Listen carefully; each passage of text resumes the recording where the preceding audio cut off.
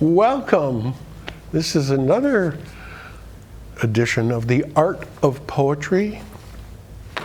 I am Frank Crowley, and I will hold off a minute on the guests because I want them to help me out with our intro.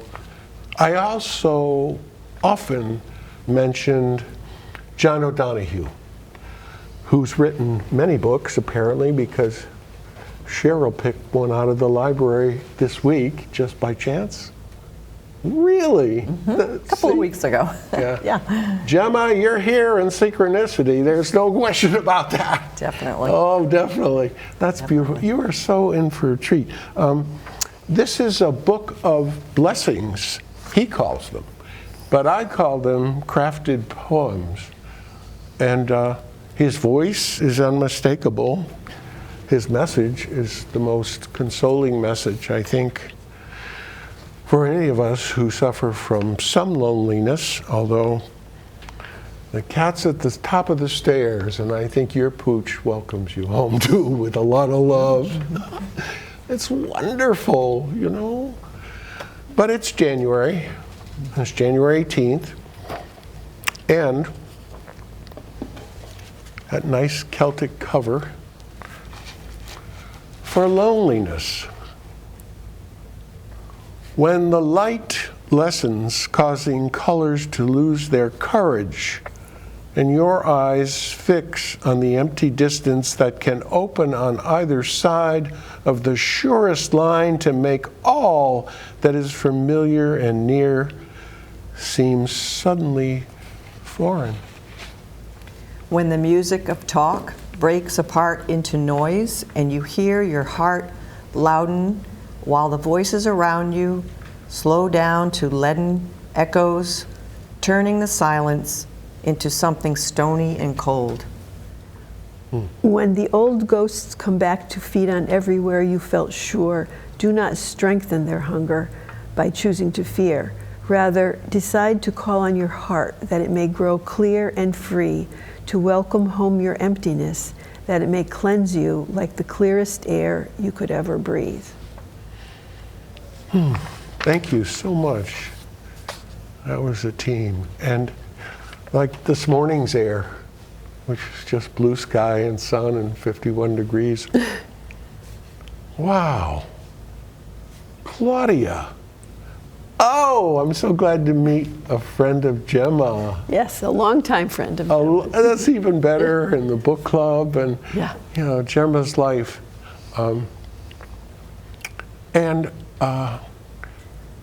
Guilford's close to my heart. Lived there on the green for about 8 years. Wow. And walked across the green to the United Congregational Church, UCC, First Congregational. So, let's talk about loneliness. Do you, in your interaction with families who are here for resettlement, with your wonderful team, which is, I'm sure, broad-based, Yes. ever address the issue of loneliness with families? I've heard that recently because I just been acquainted with Mark Pierce, and he is from Essex, and they have now an Afghan family in Middletown that they have settled, but total needs family. Young parents, 7 children, residents. I mean, they started 13 months ago, and now it's still kind of hand to mouth with the work that the father is doing. So I called him for some orientation, and he has a whole team, 20 people, and they're working in Middletown, but they're really an Essex group. So that's that group. Mm-hmm. What is the full name of your team, your group, your refugee resettlement group? Right. It's called the Shoreline Interfaith Resettlement, and it comprises 5 faith-based. It's faith-based, so we Yeah. with some community help, but it's the First Congregational Church of Guilford, the United Church of Christ, St. George, in the Catholic Church in Guilford, Temple Beth Tikva in Madison, Wonderful. and the North Madison Congregational Church, with some community people involved. So that's how it started out. Aha. And it is January. A lot of us are pretty tied home, tethered really, because of the illness and the whole history, but also the bugs that are going around now. So we're thinking about the people at home who were watching the show this January 18th and wanting to connect with them through an understanding of resettlement work. Yeah. Cheryl, Yes. your team is We are Start Fresh out of New London, great. but our team is pretty large. We've been doing this work since 2015, and we've resettled about 33 people. So we have, grown over the years, and we have a couple of hundred people on our friend list. But probably there's Yes. not all of those people are helping. It just sort of winnows down. Yes, it does, to the core Yeah. 20 Yes. that do a Or lot less. of work. That's it. Yeah. Mark said the same thing. Yeah. It's Yeah. the 20 who are Division of Labor. Yeah. Yeah. He shared a letter with me, which is private, and I didn't want to break any of that. I asked him about it, and he says, "Oh yeah, I want to send you our annual letter to the donors." Oh, right. To keep this thing going, Yes. you need donors. Yes. Active donors.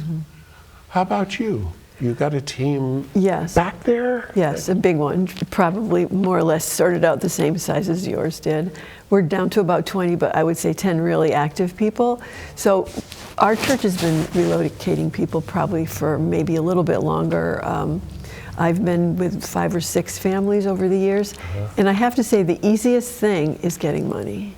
Wow. It's the I mean, easiest this part. is so wonderful It's to the know. easiest Isn't that part. great? Yeah, it's the easiest part. I mean, what we need is, we need people to help. We need on the ground people to get in cars, go places, take people places, sign them up. That's really the need. The money is great. We have enough. We have enough money. We really Same do. with us. And so Well, yeah. we can always use We can more, always use more. We could always That's use for more. sure. Yeah, no, that's for Because sure, because the need never ends. Because There's now, a line at the door. Right, exactly. The need That's never true. ends. The needs never That end. was my second big question. What is your biggest need and what do you need now? Mark said the same thing. Yeah, Mark Pierce said, "Oh my gosh, 7 youngsters. Yeah. The parents are in their 20s. Yeah. He's working. He's gainfully employed. Yeah.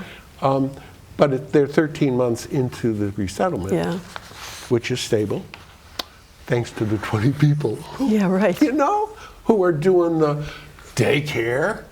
Oh my gosh. Yeah. The doctor's appointments. Yes. And what else do these needs are? Well, for us, with this current family that we have, they're a family of 11, so there are 9 children. Wow. And the adults are illiterate and innumerate, which is a huge challenge. This is the biggest thing I've ever had to deal with. Usually, there's a language barrier, but, they can read and write at some point, and they can certainly read and write in their own language. So if you translate things, great. So we have 4 adults because the 2 older daughters have never been to school. They're 17 and 19. So that for us was it continues to be the biggest barrier, because even as we try to get them to make their own appointments, go to the doctors on their own, they can't read or write. We get them on the bus that we have little cards that say bus 122 and they look, that's the level. I mean, it's so hard to imagine. It's hard to imagine. It's so hard to imagine. That's why I had to get a little orientation. And then we got down to discussing, how do you keep a checkbook? They don't. And how do you navigate without a checking account? Yeah. Oh my gosh. How do you read the signs Yeah. for the bus and the street and the... Well, they're learning. So there's a long Huge. learning process. Huge. Right.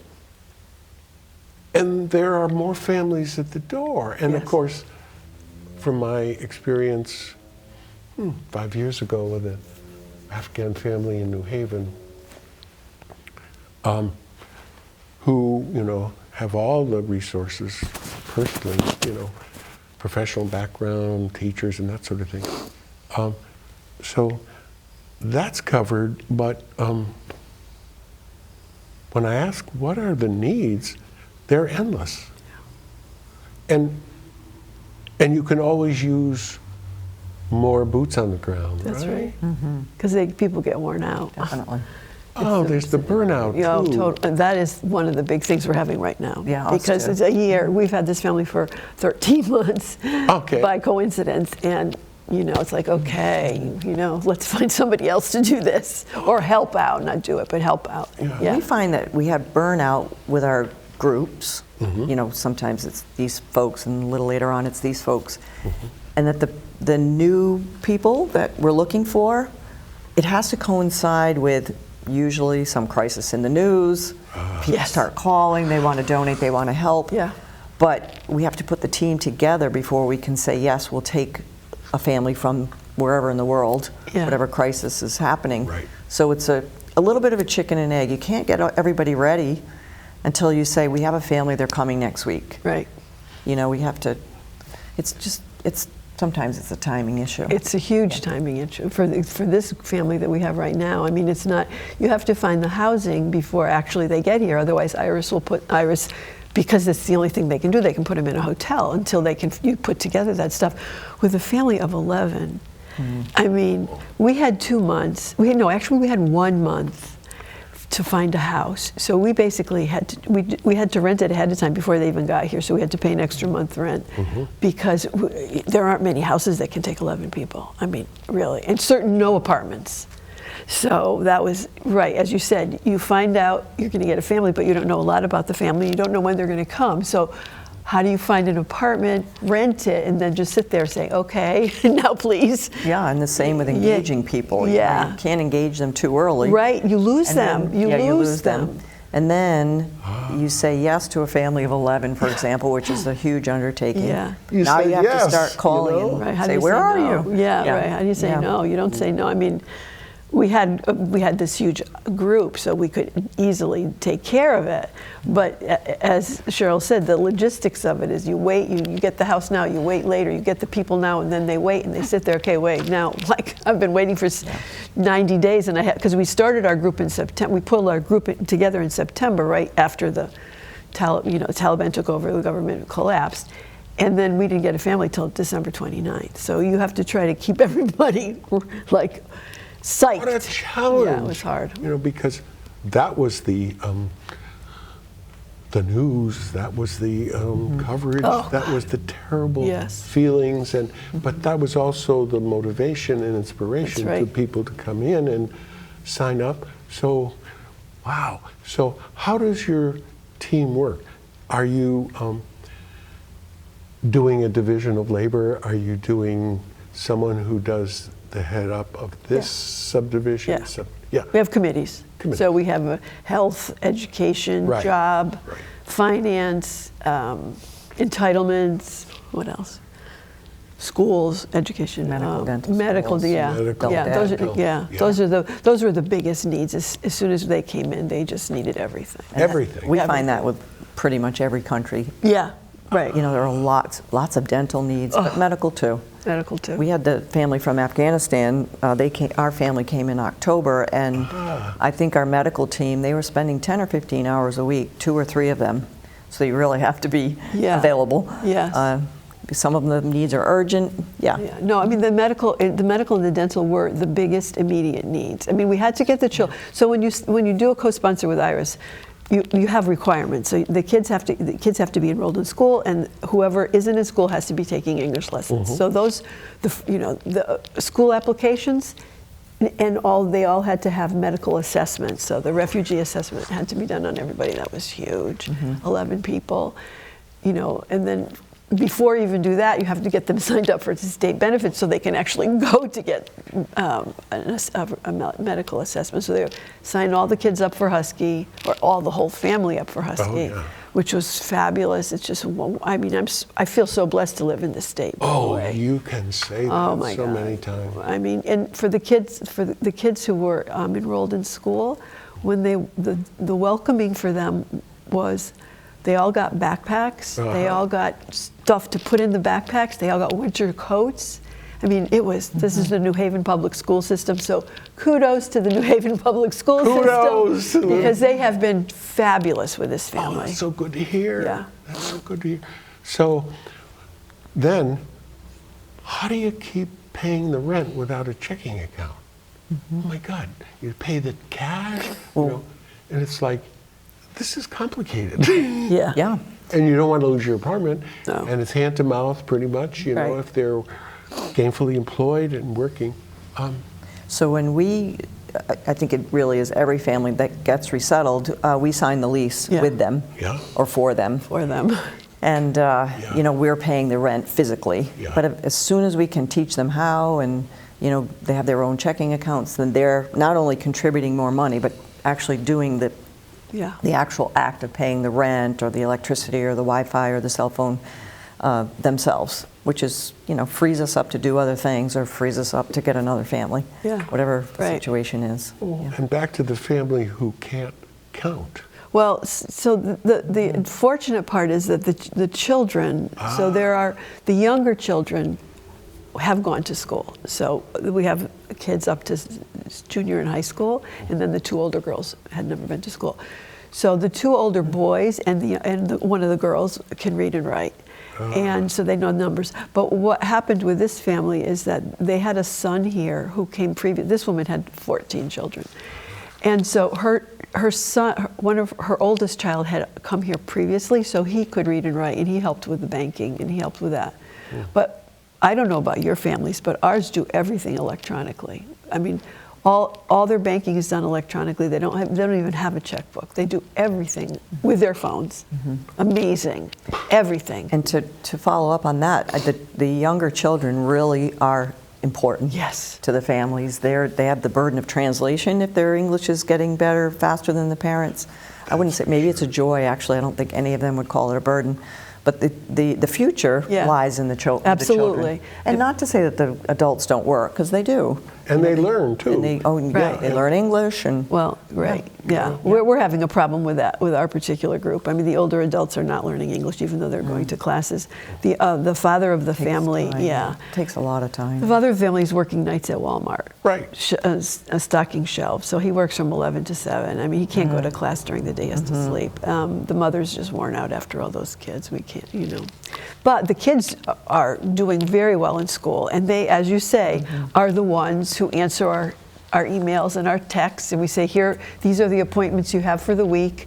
Some people are now taking their own bus to their doctor's appointments, and some are... Progress. Oh, yeah, well, we couldn't. It was occupying an enormous amount of time. I mean, you could run out of volunteers quickly. We were. So. You were? So, no, just, you know, you have 10 appointments in 1 week is pretty tough. And then it's burnout. Right. Wow. It's a lot. It's a lot.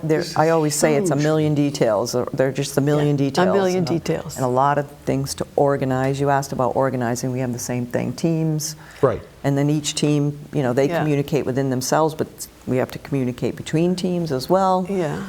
About appointments and other things, school developments. So the parameters really are partially set up by IRIS. Some, yes. Yeah.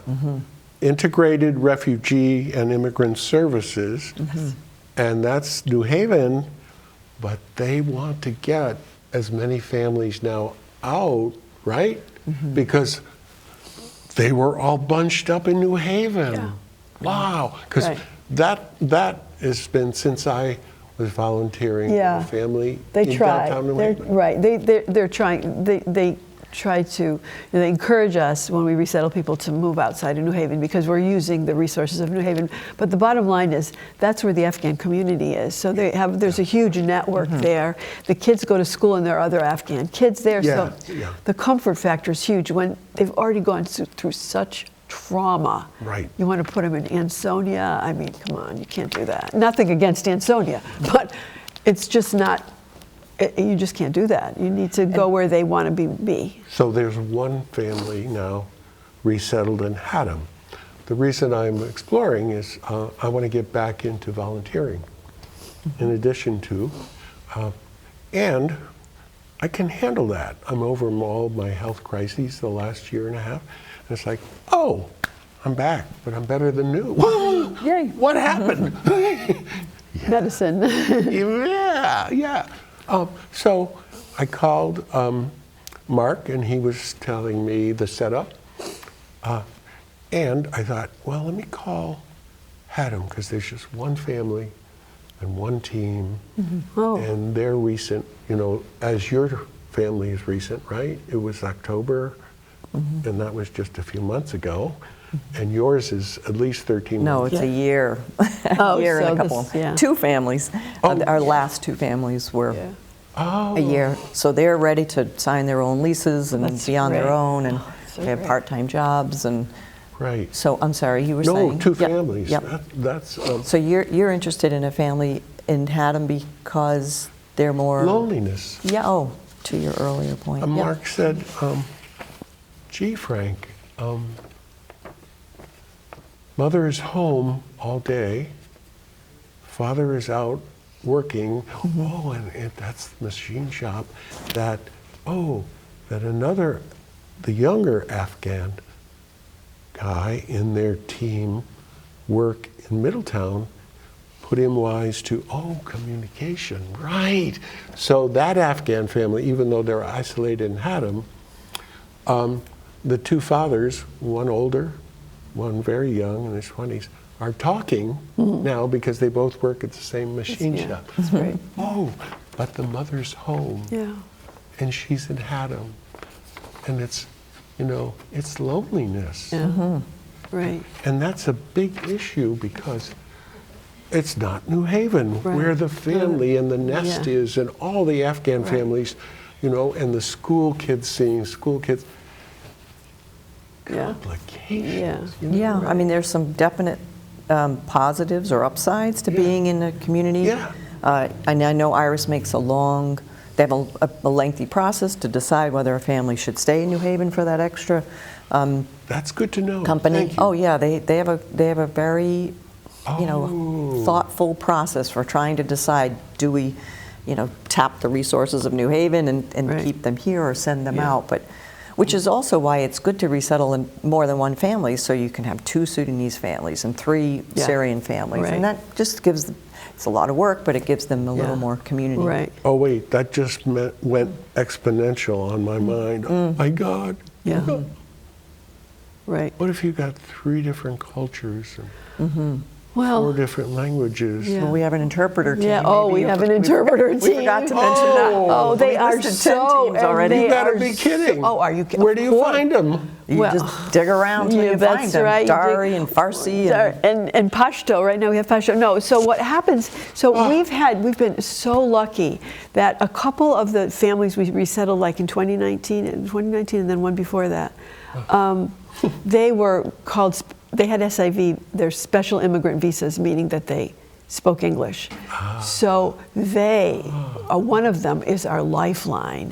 And then he's helped a lot of other people, and so now we have a couple of interpreters. But then they get full-time jobs, and then you, oh no, we can't have Zahir any longer. We have to find somebody else. So you want them to get a full-time job because you really want them to. Isn't that interesting? Yeah, but the how interpreters are It's really balancing. Oh, my God. Always. So many things. so many things. But you guys are, in a sense, doing, don't want to use the corporate word, it's a dirty word to me. but you're doing the organizational kind of parameters that Iris sets you up with. Yes. Thank goodness, because then there's communication, right? Right. Then there's brokering, Yeah. And then there's communication among and beyond. Yes. So there's so many pluses and minuses that you have to balance on this wonderful process of diligent resettlement. Wow. Wow. So are you a team leader? Well, we have a board, so we're a nonprofit, so we have a board.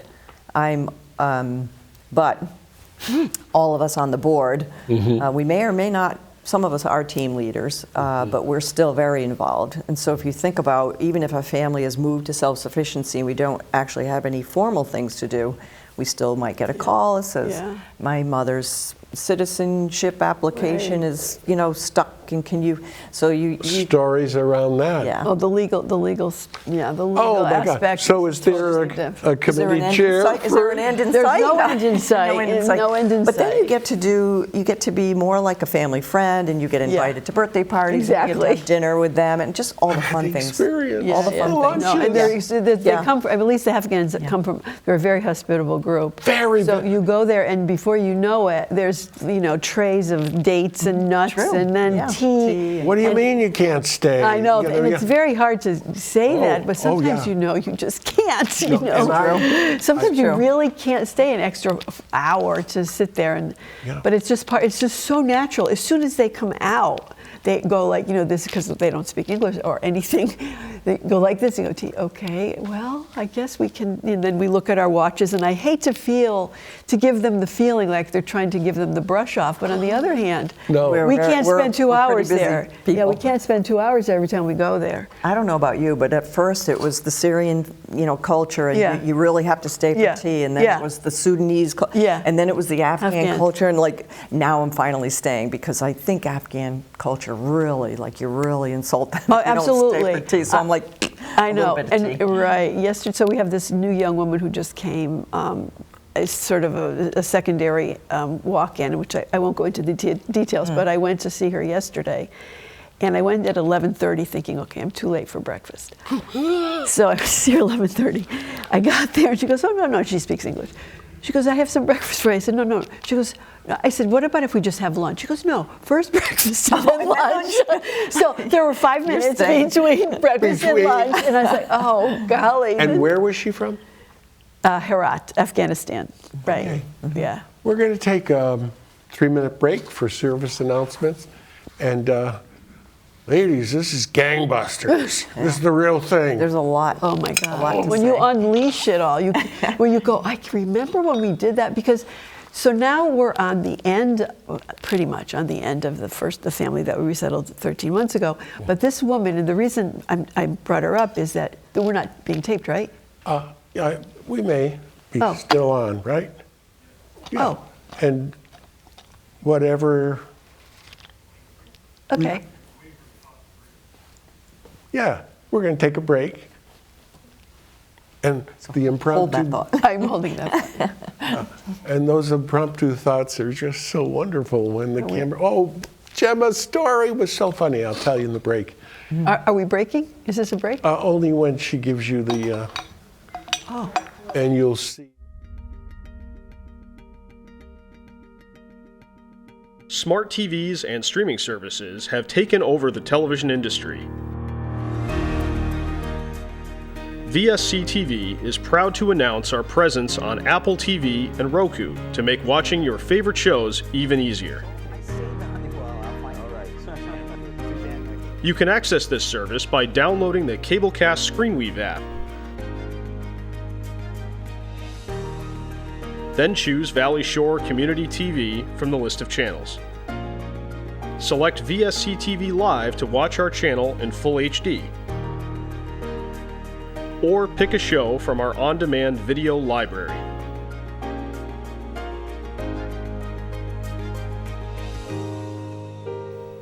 VSC TV is your local Connecticut Midshore Valley digital connection. Information is power, especially in times of uncertainty. In the age of 24/7 breaking news headlines, viral tweets, and social media rumors, we all need to take extra steps to verify information before accepting and sharing what we read online. Whether inaccurate information is purposely posted to deceive or defraud individuals or shared unknowingly by people who believe it's true, misinformation can be dangerous. Is there a vaccine? Are certain blood types immune? Are additional stimulus checks coming? When will we open back up? Questions are expected. And they deserve accurate answers. We need you to rely on information from official sources and credible subject matter experts. For both Connecticut-specific information and federal resources, visit ct.gov/coronavirus. You matter. You matter. You matter. And your words matter too. Your words matter. What you say in the hallways at school or in the student section at a game matters. Words can be hurtful. Words can be offensive. Words can leave scars. Words can also inspire. Support and uplift. You and your words. Are they both important? As a matter of fact, yes. Community TV, your neighborhood TV. Publicly funded and a reliable partner for cable companies nationwide, it provides transparent coverage of local and state government, education, and public programming. A digital town green that can be watched anywhere, anytime, and on any device. Watch us on today's high-tech distribution methods. Community TV in Connecticut. Local, unfiltered, reliable, and yours. Welcome back. I'm having the time of my life because it's bringing up lunch with this wonderful Afghan family. And the father's name is Hussam Medine. Oh, and I stayed 4 hours. Yeah. Because that's what you do culturally. You know, you mentioned loneliness and what they might be facing. You know, we're lonely in America too, Yes. you know, even though we have relatives and jobs and friends. So really that's been one of the, benefits for the volunteers as well. Right. You know, they're, like you said, you're at somebody's house for 4 so hours glad you brought and that you up. yourself actually Yes. feel better too. Absolutely. It's really a back and forth. I mean, we give, but we get a lot in this program. I mean, a huge amount. Amen. I mean, that is such huge a, amount. That's why I volunteered. Yeah. 6 years ago. I was lonely. Yeah, it's a great We started way. this show 6 years ago, Poetry of Immigrants. I said, okay, let me call up Iris. Bingo. And this Afghan family now is on the internet with me all the time. Oh, really? And the son, who's grown up. Was this a Guilford family? Because you said you did it through New Haven. Oh, New Haven. Okay. So I went through Iris, Yeah. got trained directly Yeah. in New Haven. Oh, you were going to say something really, No, we were talking about food. That's all. I was just. but blooming about New Haven's ability Yeah, as a town. it's been fabulous. I mean, really, the schools have been wonderful. We have one of the women who's basically the head of our education committee, used to be a teacher in New Haven for 30 years, so she knew everybody. And so it was so helpful when it was time to place them in schools. She put them in schools that she knew and people in those schools who she knew that would help and nurture them. So See the positive? yeah, it was great. So that's the reason when you reach out into this broad community, you never know who has something to offer you. Right. Right. And the mutuality Right. is now beginning to Right. blossom. Ukraine. But before that, what other culture, was it an African culture you mentioned about, well, it's okay to be quick with them over lunch, but it's not okay with the Afghan. We have Syrian families, 2 or 3 Sudanese families. Sudanese, that's and then Afghanistan, Honduras. Yeah. Forget right now, but yeah. The Iraq, we have cultures are some different. Iraq. The cultures are different. The poetry's different. Yeah. Music. The music, the language. Yeah. Ukraine. Yeah, rough, really. And here you are with Ukrainian families now for resettlement. Yes, you know, last year, Ukrainian families were starting to come in through IRIS. Some of them are sponsored by relatives, so technically our Ukrainian family isn't co-sponsored, meaning we're co-sponsors because we're in relationship with IRIS, and we resettle families out in the community. So IRIS has been a great advocate for that model, and they've been advocating for that model across the U.S. and even sometimes internationally because they have a great vision and they've just done a great thing. But anyway, Start fresh.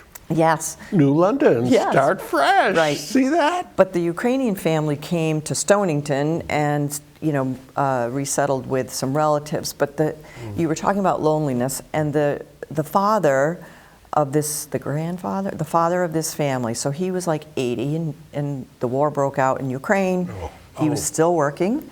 So even at 80 years old, he was working. And sad story, his wife was sick, so that's why the Stonington relatives were in Ukraine. The war broke out, they got stuck there. The wife died, his apartment building was blown up, he lost his job. So he's 80 now, and he's completely, he's lost, and including his dog too, if you can even fathom all of this loss. But they come to Stonington, and so really the young people, the 27-year-old, she's going to learn English and get a job. The mother, who was there temporarily, she already went to adult ed and speaks English and has a job. But this 80-year-old, he wants to work, and it's going to be really hard. Yeah. Doesn't speak English. So for loneliness, we've just tried to connect people who can just take him to the shore and look at the beach. How do you do that? You just have to. The volunteer has to be willing to be a little uncomfortable. You're in the car driving with someone that you can't really communicate with. Yeah, but imagine this gentleman just getting plunked down into Stonington. I remember seeing him out in the yard in a lounge chair, and I thought his whole world turned upside down. Yeah. Upside down, so we, and around and around and around. Yeah. Right. So IRIS actually has that model of cultural companionship. So they, you don't have to just be work, work, work. Yeah. You can find friends for them. Yeah. And so this is what the gentleman needed. And so we found a couple of people to take him to see the marinas and to go to the park, and maybe he's learning English. I don't know. I haven't seen him in a while, but to address his loneliness. I'm going to volunteer. Wonderful. Because I called IRIS 6 months ago, and I said, I'm getting over all these, chronic illnesses that have set me back. And in my heart, I want to do another volunteering, but I want to with the Ukraine, because they speak Russian. Oh, wonderful. And well, I'm going to get your number before I leave today. I'm going to give you my number before I leave. Oh, and I'm so close. I hope he speaks Russian. He probably does. Yeah. But it's close enough. Yeah. Oh, good. Because I've been listening to the shows on news, and it's like, I'm listening to the Ukrainian, I'm listening to the Russian, and I'm going, oh yeah, I get it. They're so similar, but just a little slight, like wonderful. Volodymyr Zelensky instead of Vladimir. It's just so Look subtle. how nicely you said that. But they're family too, and it's like, I don't want to go there. It's like Russians and Ukrainians, oh my God, they're family. How could this be going on? But True. Culturally, they're distinct, independent, and of course, Kiev is the first before Moscow. Cyril and Methodius from Byzantium established a new religion, 988, and Kiev was the base. So the Russians are newcomers. Yeah. They're trying to turn it around. Whoop, no more politics. But, wow, I spent a whole life studying Russian culture and language. This fellow is 80, I'm 81. You two have to meet. I got hours about that. and hours and renewed energy. That's so great. After the triple bypass, after the stroke, after the everything else. Wow. I'm back more than new. Would I ever love to just zip down Route 1 to Stony Creek, which I hand out? Well, Stonington's kind of. Oh, the other way's fine. No, the other way, I have a good friend. And they're in having Stonington. company on Sunday, so I can get you right in. I'm sure it'll be. Oh, that's there'll be room. Great. There's always room in these families. There's always room. They will always take somebody in. Always. And the It's hospitality amazing. It's unbelievable. feels universal. That's why I asked about the African. Whereas, did you have to sit down and have tea too right away? Yes. Okay. Yeah. There's commonality Yeah. among cultures, Right. as well Yes. as, Yes. poetry, which is a universal language. Yes. And that's why we're all speaking to each other in poetry, But loneliness. So that would assuage his loneliness and mine, and he could speak and enjoy speaking. Yes. Because I'd be getting half of it. And also, if you're Ukrainian, you probably are bilingual. You probably know enough Russian so Wonderful. Get his name. ain't it heaven? That's the way it works. That's exactly the way it works. I'm so glad to hear that. That's, Oh no, that's exactly. that's such an one affirmation to volunteers. One of our mottos is you can always just ask, right? You never know. You think, should I just ask? And you'd be surprised sometimes how many people will say, okay, I can do that. And right? Yeah. You can only ask and then see. Claudia, what that's happens. classic. That is classic for the love that is humanity. No ego, right? No ego. There's no ego. isn't Just say, can you do that? And I don't care if you say no. Fine, I'm not going to feel bad about it because I'll go on to the next person. There is no ego Yeah. left. There's just humility, surrender, acceptance, and love. And that's what you share, and that's what you get back. Whoa. It's true. It's definitely true. Wow. So, the documents committee. Oh, God. Yes. One of the stories is a nephew came independently from this family that came together in Middletown, which is settled there now for 13 months. So the nephew spoke English, but he was I was so heartbroken when I heard the term. He was an unaccompanied unit. People are not units. Oh. They call it a unit? Yeah, in the documents that you have. Gosh. An unaccompanied minor is the parlance, but the technical checkbox was unaccompanied unit. We felt the same way about humanitarian parolee. I know, it sounds like it's some kind of for prison. Afghanistan. Yeah, that's what they are. They're humanitarian parolees. And then eventually, they were humanitarian evacuees. That was a little softer. And they changed it, but all of ours say humanitarian parolees. And that's different from the refugee resettlement that Connecticut Iris has been doing, and co-sponsorship groups around the state have been doing for years. Yeah. This is a separate group of people. Yeah, Afghans. They're Afghans, only Afghans. And so let's hope that they get their status changed so that they can continue to work after their 2 years is up, because I can't imagine we're going to send them back. Right, no, because they have the status, their visa, whatever it's called, it's not really a visa, lasts for 2 years from their entry date. So everybody in that time has to scurry to get asylum. Do you have a documents chair? No, we've had a couple of legal people working with us. There's a fabulous group in New Haven. Attorneys volunteering. Yeah, pro bono group. We did the same. Right. Well, good to know. Yeah. But we don't. Did you get any outcome yet? Because we're still. They've applied for a green card. This 11 people, and hopefully that'll happen. And this younger woman that just came now she has to go through asylum, and she's just starting. So right. It's a lot. Oh my gosh, that's so. I would just want to give kudos to Glenn Formica's law firm. He did pro bono for this family of 11. Let's shout that out directly to the camera because these count. Glenn Formica's law firm and the attorney that helped us, Rochelle Charnin, is the one who's doing this entire family of 11 pro bono. Right. Rochelle. Yeah, Rochelle and Glenn. Yeah. So this is huge because it would cost a fortune. I mean, Iris does have a legal team, but as you can imagine, they're swamped. They're very busy with their clients and their issues. Yeah. This is different. So did you have a private firm? Did you get some We did get local a people? firm out of Hartford, and it was one woman, and she's part of a firm, and she volunteered her services pro bono as well, Oh, and great. he's had his interview in New York City. And Oh, so we're that's so just good. Waiting to hear. Yep. That's the four, path. the four of them. Right, that's a- Yeah. Oh, I'm Yeah. so glad we're speaking about this. It's hard. It's very hard because they're worried. Yeah.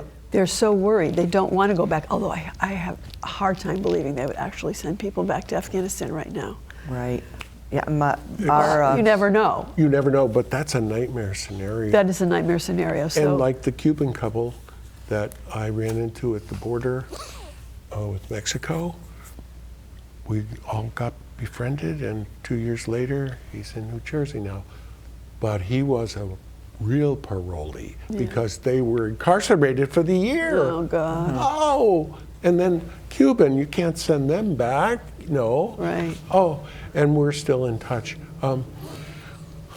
We are down to 5 minutes, but not really. We're gonna do another show, and then a third show. Oh, wow. To this thing really gets some roots, because this is what local cable TV should do. yes. Let's step into the breach. And also, so glad you helped me emphasize loneliness, which is part of the natural order of things, the time of the year, That's for sure. that's for sure, Yeah. January. Yeah. The time of sickness up and down, we're in a whole new world with that. But you gave such beautiful, heartrending examples of families and their trials, but also their joys. It's such a wonderful mixed picture. So, a pooch and a horse and a cat. And my cat that a book? and what? Isn't that a book? Yeah. A little book. Oh. Yeah, there's a new But book at out. It's least adorable. At least it's a poem. Oh, and then I got to tell you about Woody, who does all the pro bono work with kids who are fatally ill in hospitals. Yeah. He does with the Angels group. And, you know, you are out there. You're out there daily walking the walk. Yeah. You know? But boy, is the talk important too. This show is a gem. It's a heartfelt gem. And it is so powerful emotionally that you have touched lives and hearts simply by visiting us. But that is definitely going to be continued, because this is where it's at now. Ukraine, I just so want to follow through. Will do. Wonderful. And also, that's how the show works. You know, I'm walking down the street 4 years ago, and a young lady has an accent. I said, "Oh, you sound like you're from south of Moscow." "I am. I'm doing the summer here at the waitress bit, enjoying it." I said, "You want to come on the show and read some Pushkin?" Did Yeah. They're here. They're everywhere. 35 years ago, downtown Westbrook at the Muffin Corner, you know, we all looked alike. Not anymore. What a show that was. And she went back, you know, and then Putin did his thing. So, poetry, there's a line from Pushkin. You know, Yevgeny Onegin is their national hallmark, landmark work of literature by Pushkin, their national poet. So, first thing I want to say to the fellow in Stonington, oh, I'm so happy to go that way instead of Stony Creek that way. I have a little cognitive impairment. It's mild, but that ain't stopping me. You remembered it was Stonington. That's right. That's good. You know it's that way. That's right. We're going And, to get you there. And Pushkin, about this love story, foiled and failed love story, but, you know, as the Russians can do, they love so elementally. She says, to him after they meet again and she's independent, then there's no chance of, you know, it was kind of the hottest romance going in Russian literature. She says, "Я вас любил так искренне, так искренне." I loved you so sincerely, so passionately. But, you know, that was the window, and we passed. The show begins and ends with human love, you know. Thank you for being here. Thank you for having us. Yes, thank you very It's much. great. We like to pass the word.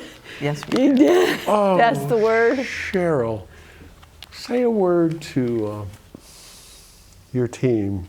Oh, my team, thank you so much for Yes. everything that you do and all the skills and talents that you bring and your heart and soul that you bring to the work. So many of you, and Fresh start in New London. start fresh. Start fresh. People do that all the time. Yeah, right, right.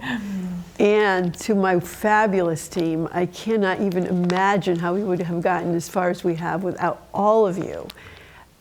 Wonderful, heartsome thanks to everybody. Heartfelt show. Doesn't get any better than this. It really doesn't. It's true. Thank you. Thank you. Thank you. Oh, let's get ready to levitate. That's the best part. Yeah. Oh, is that the